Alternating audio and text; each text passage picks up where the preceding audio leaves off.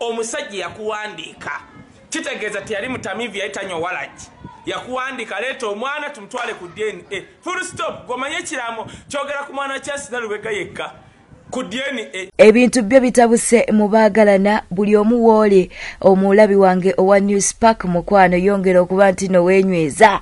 Omukozi wa radio ng'ono amanyiddwa nnyo okwogera ku nsonga z'abaagalana kw'ossa n'okubawa amagezi agobeddwa mu nnyumba. Ensonga nno mukwano eva ku kuba nti no abadde akola obwenzi mbu. Ate ye Charles Lubega yeeganye ebyogerebwa nti no omugenzi Pastor Iga yamuzaalamu omwana. Tukwanirizaako ku Newspark channel webale kujja kumira ku mukwano mangi ge tukuletete olunaku olwaleero. Tukirize tubeere nga tubuuza ku Kaguda Charles Namutebi Darat ate era naawe mukwano ali mu kulaba amawulire gaffe oyinza okuba nga oli mu ggwanga lya Uganda oba bweru w'eggwanga waliwo akadde notification okakonako ne baba nga bakutegeeza buli lwe tuba tutaddeyo amawulire ate teweerabira kuba ntino mukwano o subscribinga ku YouTube channel yaffe eno. Lekawo obubaka bwawo mu comment section akwasa n'okuwa video eno like tuberenga tugenda ddala mu maaso. Katandike n'omukozi wa RDM ono nno ng'amanyiddwa nga Sophie Itebi motivational speaker munange era ono ensonga zasingira ddala okutegeera n'okwogerako z'abaagalana ng'agezaako okuba nti no abawa amagezi. Katusooke tukuwe Sophie Itebi obeere ng'omutegerera ddala bulungi gwe twogerako ate tubeere nga tukubuulira ekyamutuuseeko. Kubeera mu mukwano n'omuntu omutuufu si kwe kubeera n'omuvubuka omulungi. Sikwe kubeera n'omuwala amatobuta. It's not all about looking for a perfect person. Kubanga omuntu ali perfect ataliko kamoga talina nsobi taliyo. It's not about having someone nga alina sente nnyingi. Because osobola n'omwagalawo nga ne sente muzina bati nga temuli basanyufu. It's all about finding someone who respects you. Omuntu akuwa ekitiibwa. Asolo gumikiriza nga bwoli ne bw'oba ng'olina ebibi ebikuliko still that person n'akulondayo. He chooses you or she chooses you n'agamba you the best. Yegwe ekintu ekyomuwendo ekyali kisinza okuhappeninga mu bulamu bwe. Kwe kubeera n'omuntu ali proud of you nga he or she is your number one fan. Funa omuntu asobola okusiima agambe Tebi agambe Tony because of you I achieved this. Because of you, I overcame this. For no muntu asobola okusomesa that your past won't define you. Sawa zino kyenyinza okusabira kufuna omuntu gwenjogedde kaso okukolera ebi. Nkwagaliza kyemisana ekirungi. I'm really so soft today. I don't know. Oba kiki. Nenga nange go mazima. You know, love is a special feeling. I'm in love. I'm in love.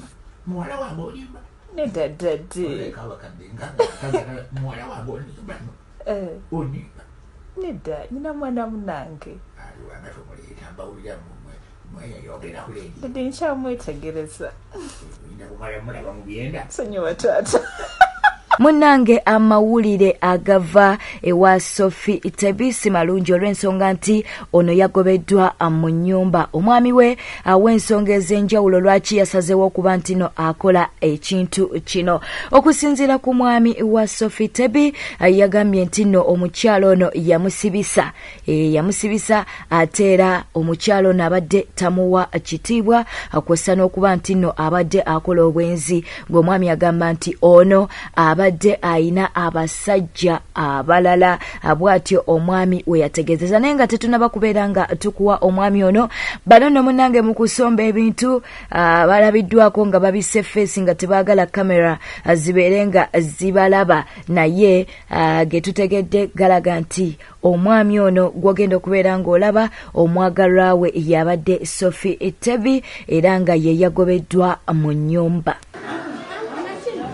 Nzeza akiso nayagala mukyala wange naye amazima mutuse n'enku okuyisibwamu amaaso kutusi okuvumibwa kutusi tosobola kukeera ku makya n'onsibisa gwani who are you nsonga kyakusibisiza mumanidde ebintu musimaye mufrate nyinga okumutusaako obulabe natuse bambanje buwami ne banjako essimu ne bazijjako nga sina nasobola na consulting aba council nkujja kunyamba ekiro ekyo yani eno ensi gye twetaaga okubaamu eno ensi gye twetaaga okubaamu kati n'ennyumba wali newaaba ayagala ki buli kimu akitwala ennyumba wali wagimuzimbira eno ennyumba ino akagimuzimbira era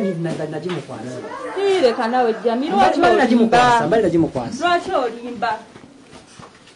ate alimba ate wakiwekweka eno ennyumba ogiraba tenaba nakuweza awo myezi 3 nga giyingidde nyumba mpya ngiteeseteese nyimu wadde abeeremu gine batenaba nakuggwanga ebisigale bigenda kuggwanga mwali nakubba atwale buli kyayagala ebintu bakola bikole naye ekintu ekyasinza okumalamu ejjoboona ebirala nasobola bigumira toyinza kummanyira nonsibisa eyo nga tuvuddeyo tukkirize tubeere nga tukutwalako ew'omuyimbi Chance Nalubega munnange ejjukira nti gye buvuddeko awo amawulire gabadde gayitiŋŋana nga omugenzi Pastor Yiga bwe yazaala mu Chance Nalubega oba mu muyimbi Chance Nalubega omwana era nga munnange ono yabadde yasabiddwa okuba nti omwana we atwalibwa ku DNA bakakase oba ddala omwana wa mugenzi Pastor Yiga ku nsonga eyo mukwano Wisdom Kaye we yaviiriddeyo n'asaba omuyimbi Chance Nalubega akkirize omwana n'abeere nti atwalibwa ku DNA katusooke tubeere nga tukuwa Wisdom Kaye ensonga eno asooka abeere nga agirambulula bulungi ekisinga obukuluze kyetwebujjiriza ku Pastor Yiga yakola ekiraamo ayina abaana be 20 buli omu yamuteekamu emyaka ne baateeka kasabe yeetaaga ku DNA n'abateekamu asooka wa Chance Nalubega era kakati nze ngamba mama wange Chance Nalubega va ku bino nti nazaala muyiganga muto ekyo kibeeko va ku bino nazaala mu musajja nga tweddira kimu gamba nti nno nze ekyeddiro kyange kirimu kinyolo oba kinyarwanda oba kibandimwe yes kakati kubanga omwana waali bw'onoomubikkirira bwoti ng'omwana waayiga obuyeobugagga tatutte jengo tajja mubala guma ekiswalo kyaliwo yes kyaggwa kirungi omwana wo baatulaze wali myaka 14 mulete ku DNA agabaneko ku church kuba kakati church ya Pastor Yiga waliwo omwana agenda otwalako akatuuti omulala twaleko eddirisa omulala toyi kakyasirema kwesiriwaza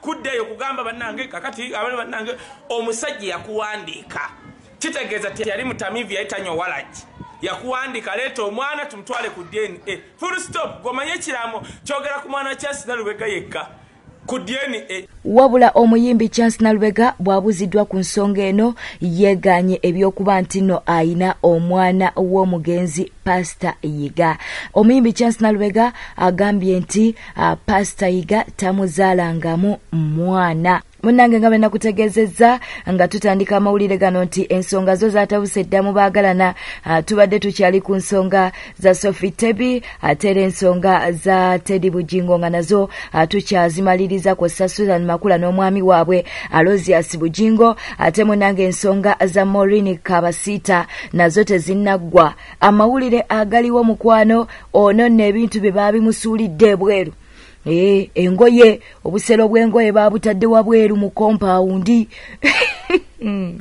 abasajja si bangu ate munnange zino kesi nazo ne bazimusuulira ebweru kwegamba ebintu byeyagula mu nyumba ebibadde mu nyumba byasuuliddwa ebweru kakati munnange ono akyalaajana olw'ensonga y'okuba nti no omwami we teyamuyisiza bulungi nga ne wetuleetedde amawulire gano tamanyi obanga amaka gano anaagasigalamu tamanyi oba amaka gagenda kutundibwa tamanyi naki kyakuba nti no azaako katubeere mukwano nga tumukuwa ayongere okuba nti n'ensonga eno agirambulula bulungi kw'ossa n'okugikunnyonnyola mbutufulume tuve wano ne babagamba nedda ekyo tekijja kusoboka ne beegugungaawo abantu ne babalwanyisa paka bwe bagenze ne batuleka otherwise they had closed off the property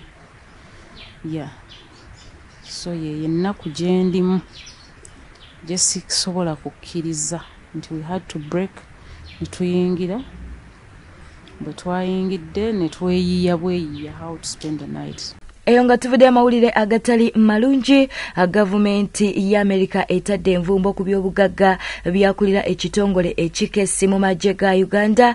Twogera ku Major General Abel Kandiho era neerabula n'abo abakolagana naye mu ngeri ez'enjawulo. Okusinziira ku bbaluwa eno, ye ne banne batyobola eddembe ly'obuntu bwe batulugunya abantu, n'abamu ne batuuka n'okuba nti no bava mu bulamu bw'ensi eno mu biseera by'okunoonya n'okukuba akalulu ka 2021.